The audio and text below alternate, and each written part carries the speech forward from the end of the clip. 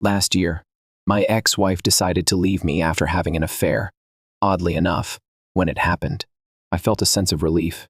From the outside, our marriage may have seemed fine to others, but on the inside, it had been empty for years. I had felt broken down by the emotional and financial strain she had put on me. She had this habit of taking large sums of money from my account, leaving me struggling to pay our bills. Every time I confronted her about it, she turned it around on me, blaming me for not earning enough money. No matter what I did, it was never enough for her. Everything I did seemed to either annoy her or make her angry. I would try to plan dates for us or organize family activities, hoping to spend some quality time together. But she was never interested. She would complain or get upset, often preferring to stay in bed and sleep. Eventually, I stopped trying to include her in anything, which, of course, led to even more complaints from her. She accused me of keeping the children away from her, even though she showed no interest in participating in the first place. After some time, she began spending nights away from home. Initially, she claimed she was staying at a friend's house, someone I hardly knew. But when I asked her questions, she became irritated and told me it was none of my business where she was. When she finally decided she wanted a divorce, I found myself caught in a whirlwind of emotions. On one hand, I was really worried about what my life would look like after the divorce. But on the other hand, I couldn't help but feel relieved that there was an end in sight to our unhappy marriage. I made it a point to carefully read all the documents her lawyer sent over, only to find out that her lawyer wasn't very careful with them. The paperwork was filled with mistakes that delayed our divorce hearing by several months. Every time I spotted a mistake, I would send the documents back without signing them, forcing their office to correct and resend them. But even then, they would often make new mistakes or repeat the same ones. Some of the mistakes were huge. They misspelled my name, got both of our birth dates wrong, and even messed up our child's name and birth date. They listed children that weren't ours, got our marriage date wrong, and had our home address incorrect. There were properties we didn't own, pets we didn't have, and businesses we didn't run. One of the drafts even had her lawyer's name spelled incorrectly, which made me laugh. It took about 7 drafts before they managed to fix most of the mistakes. But even the final version submitted to the court still had major errors in it. This whole process was frustrating, but it also had an element of humor due to the sheer number of errors and how basic they were. It made the whole situation a little more bearable, knowing that these mistakes were slowing things down and giving me more time to prepare for what was coming next. During the divorce proceedings, my ex-wife's lawyer tried to argue in front of the judge that I should cover all the court and legal fees. However, I made a strong case against this, pointing out that many of the delays in the process were due to mistakes on their end, not mine. There were so many errors in the paperwork they sent me that it took longer to sort everything out. As a result, the judge ruled that I didn't have to pay those fees after our divorce was finalized. My ex-wife moved in with the man she left me for. However, I later found out that he wasn't a good guy at all. He was abusive. Once I changed all my banking passwords, she lost access to my money. And that was when she realized just how much she had relied on my income to support her lifestyle. It was a bit of a shock to her. To make matters worse, she had been handling the mortgage payments for the house we were living in, which actually belonged to her uncle. Since she hadn't been making the payments, the house was almost taken away by the bank. Her uncle came to me in desperation, saying that if I wanted to stay in the house, I'd need to cover the back payments she had missed, which added up to about $15,000 for 6 months of unpaid mortgage. I didn't have that kind of money lying around, so I suggested buying the house from him instead. To my surprise, he agreed, and now I own the house that used to belong to my ex-wife's grandmother. That was just the beginning. It's been a year since the divorce was finalized. I've received a promotion at work, which came with a nice pay increase, and I'm still living in the same house, working on making improvements whenever I can afford to. I haven't found a new girlfriend yet, but I've been meeting new people through online dating and enjoying my single life. Looking back, it's almost funny how my ex-wife left a stable situation for someone who turned out to be far from what she expected. Her actions nearly caused her uncle to lose his property. In a way, her decision to divorce me ended up being a huge favor to me, even though it didn't seem like it at the time. She might try to come back to me when she realizes The grass isn't greener on the other side. But I'm resolved not to let her tears sway me. I know I'll never take her back. November 3rd marked the first anniversary of my divorce. It was a significant date for me, not just because of the divorce, but because it was a symbol of how much I had changed over the past year. The year had been filled with challenges, but it also brought about immense growth. The first thing I did was focus on myself. I started seeing a therapist who encouraged me to put more energy into personal growth, which was exactly what I needed. It wasn't just about moving on from my past.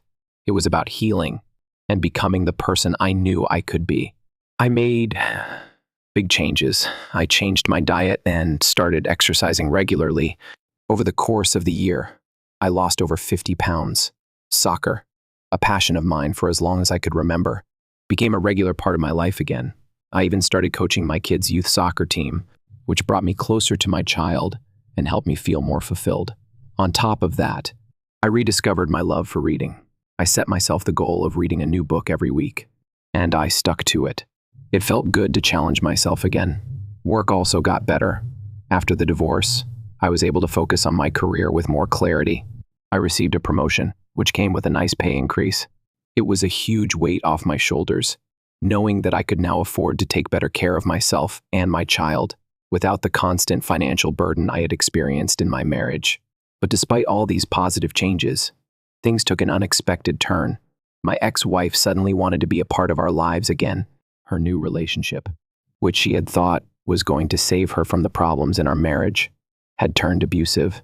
The man she left me for had been violent with her, and during one severe incident, she ended up in the hospital. Our child had been with her at the time and had to call an ambulance. I wasn't happy to hear about her troubles, but it didn't bring me any satisfaction either. I had moved on. I wasn't angry with her anymore, just indifferent. She had made her choice, and now she had to live with the consequences. Despite the bruises on her, she refused to press charges or admit what had happened. That was when I realized, more than ever, that she hadn't changed. She was still the same person who had emotionally and financially drained me. A few days later, I was invited to a family party on my side of the family. I've always gotten along well with my family, and it was good to get out of the house for a while. When I arrived, I was polite to my ex-wife but kept my distance. I didn't want to engage in any conversation with her. However, her family seemed to have convinced her that we were still in love, which was as far from the truth as possible. My ex-wife had always been okay with the way things were in our marriage, but I wasn't. I had become emotionally withdrawn and unresponsive, feeling like I was just a source of money for her. During our last 2 years together, she had been cheating on me with another guy. Every time I tried to address the issue with her, she denied it and ran off to his place. When I finally caught her red-handed, she blamed me, claiming I wasn't supportive enough. But the truth was, I had been giving her all my earnings after paying the bills, and I hadn't bought myself new clothes or shoes in years because of how tight money was. One day, out of nowhere, she showed up at one of my kids' soccer games. After the game, she asked me if I was ready to move back in with her. I was completely taken aback. I asked her, why on earth would I do that? She launched into a story about how we were still in love, how we had a kid together, and how it would be better for our child if we raised them together. I had to tell her straight, I don't have any love or trust left for her at all. I reminded her that she still owed me over $1.10 for fixing her car. Her response, she said she would pay me back if we moved in together. That's when I couldn't hold back anymore. I burst out laughing so hard that I doubled over. Seeing me laugh made her start crying, which honestly just made me laugh even harder. I guess it wasn't the kindest reaction, but after everything I had been through and all the effort I'd put into bettering myself, the idea of going back to her, to the very person who had caused me so much pain, just seemed like the worst decision I could ever make. I knew deep down that my child still had a lot of affection for his mother, and I would never do anything to damage their relationship. I believe that if there's any turning away to be done, she would manage that on her own with her actions. The idea that she suggested we move back in together took me by surprise. She didn't offer any apologies or show any signs of regret for what she had done. Instead, She boldly proposed we start living together again, acting as if she was offering something valuable to the table. Her thinking was so out of touch with reality that it made me question everything.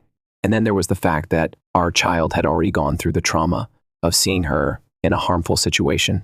That made me realize that I had to fight for full custody to protect him from being in such an environment again. Moving on to some positive news, I've met someone really special. Healing from everything that happened is going to take time, but I'm hopeful that we can all find our own versions of happiness.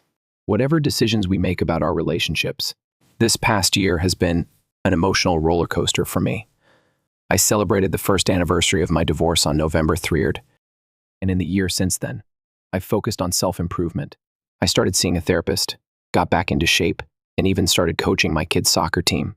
I've been dating and meeting fantastic women, and for the first time in a long while, I feel like I'm in control of my own happiness. But there's more to the story. Just this Monday, my ex-wife came across a Facebook post of me and my girlfriend. Sure had shared some photos from a wonderful trip we took together over the weekend. We indulged in delicious food, enjoyed a few drinks, and had an incredible time capturing moments in photos.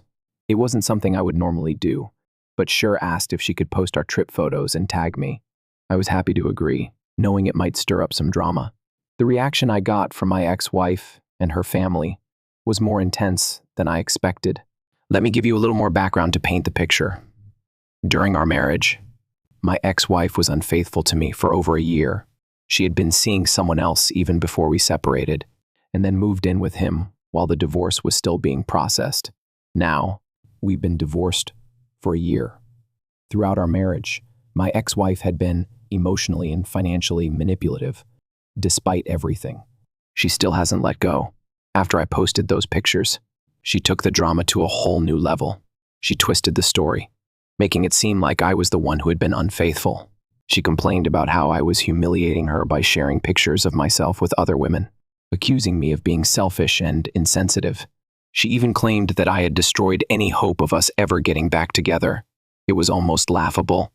She was on the phone shouting and berating me, and all I could do was laugh. How could she accuse me of ruining our relationship when she was the one who cheated and was abusive throughout the marriage? I tried to set a boundary, telling her that my personal life was no longer her concern. I reminded her that just as I didn't meddle in her affairs, she had no right to intrude into mine. But of course, that didn't stop her. She bombarded me with hurtful and offensive text messages, attacking me and my new girlfriend. She even threatened to send Sure direct messages to tell her all sorts of negative things about being married to me.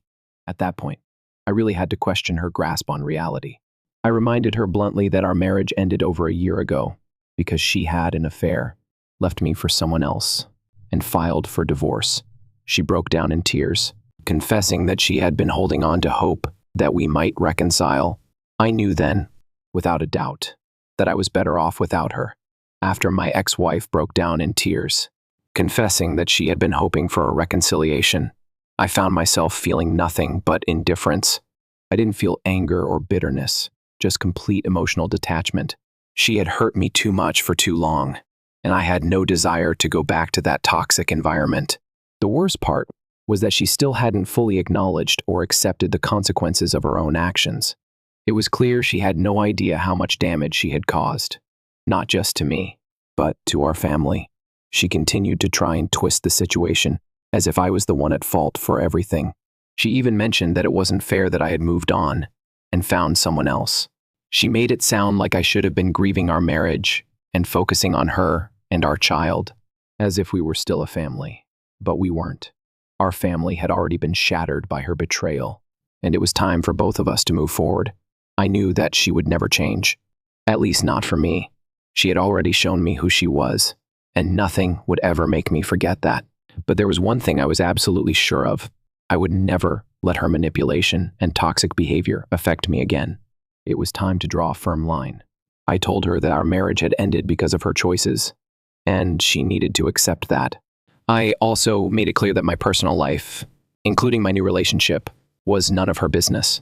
Despite my clear boundaries, she kept pushing, sending a barrage of hurtful and disrespectful messages. She went as far as threatening to contact my new girlfriend. Sure, and tell her all sorts of lies about me. She tried to make Sure feel bad for being with me, as if she was somehow the reason for our marriage's collapse. I knew I couldn't let this continue. I calmly told her that if she really thought doing that would have any impact, she was mistaken. Sure and I were happy, and nothing would change that. It was honestly bizarre how my ex-wife had so completely disconnected from reality. She seemed to think that just because we shared a child, everything else should go back to the way it was. She kept trying to convince me that we should raise our child together again, as if nothing had happened. She even asked if I would consider moving back in with her.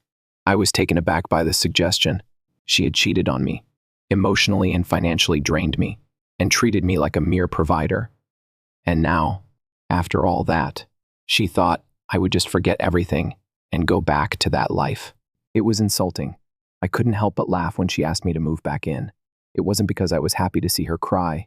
It was more because, after everything I had gone through, the absurdity of the situation hit me hard. I laughed because I was finally free. I was no longer bound by the emotional and financial manipulation that had consumed me for years, and I was finally in control of my own life. Her tears and her desperate pleas were meaningless to me. What happened next was almost poetic. In the midst of all her accusations, she had the audacity to say that any love she had left for me had been destroyed by my cheating ways. I couldn't help but roll my eyes. She was the one who had been unfaithful for over a year. I was the one who had been faithful, even when she was running around with other men. And yet, somehow, I was the one to blame for everything. It was a classic case of narcissism. She couldn't take responsibility for anything. Everything was always someone else's fault. I reminded her once again that I had been faithful throughout our marriage, until the very end, when I couldn't ignore her actions anymore. And now, after everything she had done, she was expecting me to feel sorry for her. No, I wasn't buying it. I had already let go of the anger and hurt she had caused me. I wasn't going to let her manipulate me anymore. As we continued to talk, my ex-wife made a few more attempts to convince me to reconcile, to get back together for the sake of our child. But I couldn't be swayed. I told her that she was the one who had broken our family, not me. She had made her choice, and now she had to live with the consequences. But through all of this, I did feel for our child. I couldn't imagine the emotional turmoil he must have gone through seeing his mother in a harmful and dangerous situation. It broke my heart to think of what he had witnessed. I knew I had to protect him from that kind of environment, and it became clear that I needed to secure full custody. I couldn't let him be exposed to that kind of chaos again. In the meantime, my life was moving forward in a way I never thought possible. I had met someone truly special, and despite all the pain I had endured, I was starting to find happiness again. Sure, the woman I had met after my divorce had brought so much light into my life. We had shared so many amazing moments together, and I found myself looking forward to every new day with her. She was everything I had been missing in my previous relationship. Kind, supportive, and genuinely interested in building something real. We were planning another trip together soon, and it felt good to be excited about the future. I wasn't worried about what my ex-wife might say or do. She had no place in my life anymore, and I was done letting her control my emotions. Looking back, it was almost laughable how my ex-wife had left a stable and comfortable situation for someone who turned out to be completely wrong for her. She had traded security for an unstable and abusive relationship, and now, after everything, she wanted to come back into my life. But that wasn't happening. I had finally learned my worth, and I was never going to allow myself to be treated like that again. In a way, my ex-wife's decision to divorce me was a blessing in disguise. It had pushed me to find my own path and improve my life in ways I never thought possible. I had become a better version of myself, both physically and emotionally. I had gained confidence, rediscovered old passions, and was building a future I could be proud of. It was hard to see at the time, but her actions had ultimately led to my transformation. The most important lesson I had learned from all of this was that happiness was something I had to create for myself. I couldn't rely on anyone else to make me happy. It was up to me to take control of my own life and build the future I wanted, and that's exactly what I was doing. The year following my divorce was a true roller coaster. A year ago, I never would have imagined the amount of personal growth I would experience. And yet, here I am stronger, happier, and more at peace than I've ever been before. It hasn't been easy, but it's been worth every step of the journey. November 3rd marked the first anniversary of my divorce. It was a day I had dreaded for so long, and yet, it turned out to be one of the most important milestones in my life. Looking back, I can see how far I've come. I'm not just surviving anymore, I'm thriving. I've learned to let go of the past and embrace the future with open arms. One of the most important steps I took after the divorce was seeking therapy. My therapist has been an incredible source of support. She helped me focus on personal growth, and over the course of this year, I've made massive strides. I've completely transformed my body. I lost over 50 pounds, and with that came a new level of energy and confidence I never thought I'd regain. I've gotten back into soccer, something I used to love but had neglected for years. Coaching my kids' soccer team has been one of the most fulfilling experiences I've had in a long time. I've also rediscovered my love for reading. Setting the goal to read a new book every week has not only expanded my knowledge, but has become an escape, something to help me unwind after a long day. Alongside these changes, I received a big raise at work, a promotion that has made life so much easier for both me and my child. I can finally breathe financially and feel like I'm in control of my own destiny again. But despite all the positive changes, there was still the issue of my ex-wife. In the year after our divorce, she had moved in with the man she left me for. I heard about their tumultuous relationship, and it didn't surprise me when I found out he was abusive. I had my suspicions from the start, but it wasn't until I received a call from her telling me she was in the hospital after a violent episode with him that the full scope of what she was going through hit me. It was heartbreaking to hear, especially since our child had been present at the time. My ex-wife refused to press charges or acknowledge what had happened, but the evidence was clear. Still, it wasn't my place to get involved in her life anymore. I didn't want to drag myself back into her drama, but I couldn't help but feel protective over our child. After what he witnessed, I was more determined than ever to secure full custody. It was a painful decision, but I knew it was the right one for his well-being. No child should have to grow up in such a toxic environment, and I was willing to do whatever it took to protect him. Even though my ex-wife tried to reach out to me in different ways, I kept my distance. I didn't want to get caught up in her emotional manipulation again. At a family party a few weeks ago, she tried to convince me that we still had a chance to make things work for the sake of our child. I kept my distance, but she seemed to have convinced her family that we were still in love. I knew better. The truth was, I had no love or trust left for her. Our marriage had been broken for years before the divorce, and I had moved on. The reality of our relationship was that she had emotionally and financially drained me, and I had finally woken up to the truth. When she asked me if I was ready to move back in with her, I couldn't believe it.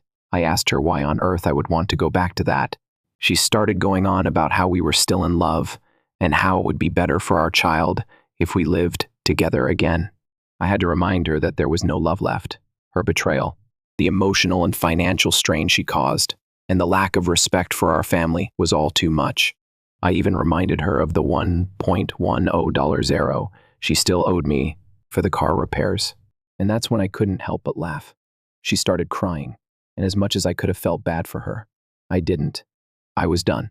After everything, the idea of going back to her was the last thing I wanted. My child still has a deep connection with her, but I wouldn't let that cloud my judgment. If there was any turning away to be done, she would manage that on her own with her actions. It was no longer my responsibility to fix things that weren't mine to fix. But my life wasn't all about my ex-wife or the past. I had found someone new. Her name is Sher, and she's amazing. From the moment we met, it was like everything just clicked. She brings so much joy and laughter into my life. We've been dating for a while now, and it's been such a refreshing and healing experience. We've been planning trips, spending quality time together, and getting to know each other's families. In fact, Sher and I had a wonderful trip together recently. It was full of delicious food, laughter, and moments that made me realize how much I had been missing in my life. When she asked if she could post photos from our trip on Facebook, I didn't hesitate to say yes. I knew it might stir up some drama with my ex-wife, but I didn't care. For once, I was living my life on my terms, and nothing was going to stop me from enjoying it. As expected, my ex-wife saw the photos and went into a frenzy. She twisted the situation to make it look like I had been unfaithful, even though she was the one who had cheated on me. She accused me of destroying any chance of reconciliation by posting pictures with another woman. It was all just so absurd. I laughed at how much she still tried to make me the bad guy. Despite everything she had done, I made it clear to her that my personal life was no longer her concern. She was no longer part of my life, and she had no right to question me or my choices. But she didn't stop there. She bombarded me with messages attacking me and my new girlfriend, Sher. She even threatened to contact Sher and share all sorts of lies. I told her to go ahead, but I knew it wouldn't change anything. The most ridiculous part of this was when my ex-wife wanted to meet Sher in person. She claimed that Sher must be a terrible person for supposedly breaking up our happy marriage. I reminded her bluntly that our marriage had ended over a year ago. It wasn't Sher's fault that our relationship fell apart. That was all on her. At this point, my ex-wife broke down again, confessing that she had been holding on to hope for us to get back together. She complained that it was unfair I had moved on and found someone else. It was almost like she still thought we could just pick up where we left off, as if she hadn't done everything to destroy our marriage. But this conversation made me realize how far gone my ex-wife was. She wasn't living in reality. She was clinging to false hopes and trying to manipulate me into feeling sorry for her. I didn't feel anything for her anymore, no love, no anger, just indifference. In the end, I've come to accept that my ex-wife will always try to make me the villain in her story. But that's okay. I know the truth. I'm not the same person I was a year ago. I've grown, healed, and found a happiness that I thought I'd never have again. Sher and I are building something real, and that's all that matters to me now. As for my ex-wife, I can only hope that one day she realizes that the grass isn't always greener on the other side. But whatever she chooses to do, I won't let it affect me. I've learned to put myself first, and I'm committed to moving forward, not backward. To everyone who's been following my journey, thank you for your support. Your words have meant more than you could ever know. If you're going through something similar, remember that it's never too late to make a fresh start. Put yourself first, take care of yourself, and trust that you can rebuild your life and find happiness again. This chapter of my life is just the beginning of something new. I've learned to thrive, not just survive. Life might throw challenges my way, but I know I'm stronger and more prepared than ever before. Thank you for following along. Until next time, take care of yourselves and remember to live your truth.